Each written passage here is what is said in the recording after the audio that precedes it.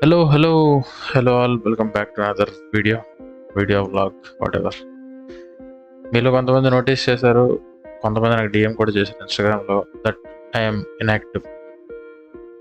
ఒక రీజన్ ఉంది. I don't know ఇది నేను పెడతానో లేదో, but still if I upload this will be an information video about what has happened to me. ఈరోజు November 1st. సో ఇది నాకు 27th August ఈవినింగ్ 6 o'clock 5:30 ఆ టైంకి నాకు యాక్సిడెంట్ అయింది. సో నేను గోవర్ధన్ బైక్ మీద వెళ్తుంటే బీచ్ రోడ్లో నాకు యాక్సిడెంట్ జరిగింది. ఏమైంది ఎలాగైంది అన్నది తర్వాత ఎక్స్ప్లెయిన్ చేస్తాను. అంటే ఇక్కడ మార్క్స్ కనిపించు అంత ఈజీగా వీడియోలో, బట్ స్టిల్ ఇలాగా ఆపరేషన్స్ జరిగాయి అండ్ నీ బ్లీడ్ అవుతుంది అప్పటికి లేచేసరికి. అండ్ XYZ హాస్పిటల్కి వెళ్ళాం, జరిగింది. అంత సీరియస్ అనుకోలేదు, బట్ ఎక్స్రే మా మమ్మీ ఏమంటారు దాన్ని డ్రెస్సింగ్ చేస్తున్నట్టు మా మమ్మీ బోన్ బయటికి రావడం చూసింది. మమ్మీ అప్పుడే అనుకుందంట బోన్ బ్రేక్ అయి ఉంటుందని. అనుకోవడం కాదు, బేసిక్గా she's a doctor, so she'll know what has happened అని. నాకు చెప్పలేదు, ధైర్యం కూడా అని ఒకటే మాట ఉంటుంది స్టార్టింగ్ నుంచి, ఒకటే ఉంటుంది, ఏం పర్లేదు, జరిగిపోయింది, కంగారు పడకు, ధైర్యంగా ఉండు. స్టార్టింగ్ ఫ్రమ్ నేను ఇలా కాల్ చేసినప్పటి నుంచి నాకు అదే చెప్పింది. సో మొత్తానికి ఎక్స్రే తీసాక పటెల్లర్ ఫ్రాక్చర్ ఉందన్నారు. ఫ్రాక్చర్ ఉంది, అడ్మిట్ అవ్వాలన్నారు. నేనేమో నాకు అసలు ఇంజెక్షన్ అంటేనే భయం. అలాంటిది ఇంకా ఒకటే అనుకున్నా, దేవుడి మీద బాగా నమ్మకం ఎక్కువ కొంచెం. సో జరిగిపోయిందేవా, ఇంకా ఇంతవరకు నన్ను కాపాడు, నెక్స్ట్ ప్రాసెస్ అంతా కూడా నువ్వే నాకు ధైర్యం నువ్వే ఇవ్వాలంటే అనుకుని I prayed in myself. And మా మమ్మీ ఇచ్చిన మాటలతో నాకు చాలా ధైర్యం వచ్చింది. సో అలాగే అడ్మిట్ అవ్వడం జరిగింది. అడ్మిట్ అయ్యాక ప్రాసెస్ అంతా ఇట్ వెంట్ ఆన్. అదంతా explain later once I'm finally 100% fit and fine. Okay, even now I'm 100% fit and fine. చూస్తున్నారు, ఇప్పుడు నేను కూర్చొని మాట్లాడగలుగుతున్నాను, నడగలుగుతున్నాను లైట్గా. I regained almost everything. ఇంకా 100% ఫిట్ కాదు, ఇంకా స్ట్రెంగ్త్ అంత రాలేదు. So it all happened like this. And ఇప్పుడు నేను బేసిక్గా ఇది ఒక ఇన్ఫర్మేషన్ బ్లాగ్లో చేద్దాం అనుకున్నా. Information what has happened to me అన్నది నేను చెప్దామని అయితే చేశాను. సో నాకు యాక్సిడెంట్ అయింది. యాక్సిడెంట్ అయ్యాక 29th August నాకు ఆపరేషన్ జరిగింది. And second not sure, first discharge చేశారు. డిశ్చార్జ్ చేస్తే నేను ఫస్ట్ నుంచి ఇంట్లోనే ఉంటున్నా. అసలు ఫస్ట్ ఏమన్నారంటే ఆపరేషన్ జరగకముందు 6 weeks వరకు అసలు లెగ్ ఫోల్డ్ చేయకూడదు. 3 months లోపు, అంటే after 6 weeks you should start the physiotherapy and you should get back your need to 90 degrees with in 3 months అని.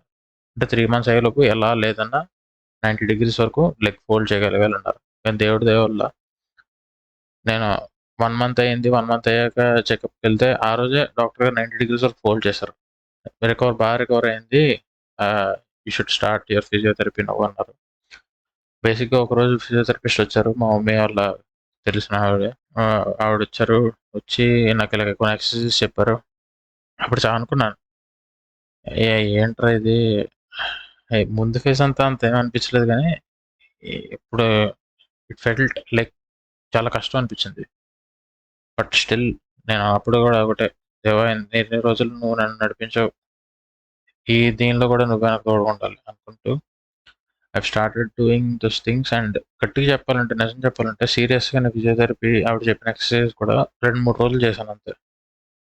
2-3 రోజులు చేసిన దానికే మై లెగ్ ఫస్ట్ 90 degrees ఇది అనుకోండి, ఇది నా లెగ్ ఇలా ఉన్నది, ఇన్ని రోజులు ఇలా ఉంది, ఇక్కడ వరకు కొంచెం మూమెంట్ వచ్చింది, అంటే ఫోల్డ్ చేయగలిగాను. తర్వాత ఇంతకుమించి ఎక్కువ ఫోల్డ్ చేస్తుంటే ఇక్కడ ఫుల్ ఎక్కువ టెన్షన్ వచ్చేది, అంటే లైక్ హోల్డింగ్ లాగా పట్టుకుంటున్నట్టు గట్టిగా.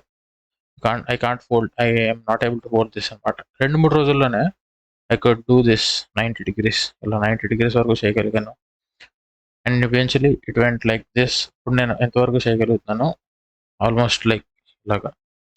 ఇంకొంచెం ఒక 10-20% ఇస్ ఓన్లీ లెఫ్ట్, అది కూడా I will regain it shortly, very soon. And నేను ఫస్ట్ కొన్ని రోజులు ఇలాగే ఉంచగలిగాను, అసలు పైకి ఎత్తలేకపోయాను. But 10-15 days into this thing phase, I could able to lift it like స్ట్రైట్గా మళ్ళీ లిఫ్ట్ చేయగలిగాను.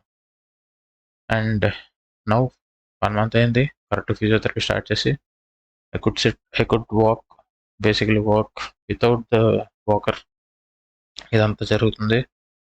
సో ఇది జరిగింది నాకు. నేను థ్యాంక్స్ చెప్పుకుంటే చాలా మంది చెప్పలే, but only I want to mention 3 people in this video. Next వీడియోలో ఐ విల్ టాక్ మోర్. ఈ 1 మంత్లో I realise so much. Self realisation ఉంటుంది కదా, so I realise so much. అవన్నీ క్రెడిట్స్ ఈరోజు ఇచ్చి తిట్లు కూడా ఈరోజు ఇస్తే బాగోదు కదా. సో నాకు ఈ జర్నీ ఆఫ్ దిస్ 2 మంత్స్లో చాలా ముగ్గురిని పేర్లు ఏదైనా మెన్షన్ చేయాలి. ఫస్ట్ థింగ్ మా మమ్మీ సపోర్ట్ ఇవ్వకపోయి ఉంటే అసలు ఎంతవరకు వచ్చేవాడిని కాదు. ఆ ధైర్యంతోనే నేను ఎంతవరకు నిలబడ్డాను. అండ్ సెకండ్ థింగ్ మా నాన్నమ్మ నాకు యాక్సిడెంట్ అయిందని చెప్పగానే అక్కడ పనులన్నీ వదిలేసుకొని నాకు దగ్గరకు వచ్చి నా తోడుగా ఈ 2 నెలలు ఉంటూ నాకు హెల్ప్ చేస్తూ, ఫుడ్ పెడుతూ, అన్నీ చేస్తూ మా నాన్నమ్మ ఎంతో సపోర్ట్ చేశారు, Marley, spiritually and everything. And third thing మా అన్న కూడా నాకు ఇలా అవ్వైంది అనగానే వెంటనే ఫస్ట్ నాకెందుకు చెప్పలేదు అని బాధపడ్డాడంట. మమ్మీ చెప్పారు. సో వెంటనే నెక్స్ట్ డే బయలుదేరి వచ్చి నాతో ఉండి నాకు 2-3 రోజులు చాలా ధైర్యంగా నిలబడ్డాడు. హాస్పిటల్లో ఉన్నంతసేపు ఎవరున్నంత ధైర్యం ఉండేది కాదేమో నాకు. తనుండి నన్ను నడిపించడం కానీ, లేపడం కానీ, కూర్చోబెట్టడం కానీ అన్నీ చేశాడు. ఆ ధైర్యంతో తనుంటే నేను లేసేవాడిని మంచం మీద చెప్పడు హాస్పిటల్లో. అన్నీని పిల్లండి అనేవాడిని ఎక్కడికైనా వెళ్ళాలంటే. ఎక్స్రే ఏ దేనికైనా సరే అలా చేశాడు. సో తను అప్పుడు మేము ఇల్లు మారుతున్నాం. నేను ముందు వ్లాగ్లో చెప్పాను ఇల్లు మారాలని. అది అప్లోడ్ చేసానో తెలియదు, బట్ తనే సింగిల్ హ్యాండెడ్లీ ఇదంతా చేయడం, అన్నీ చేయడం.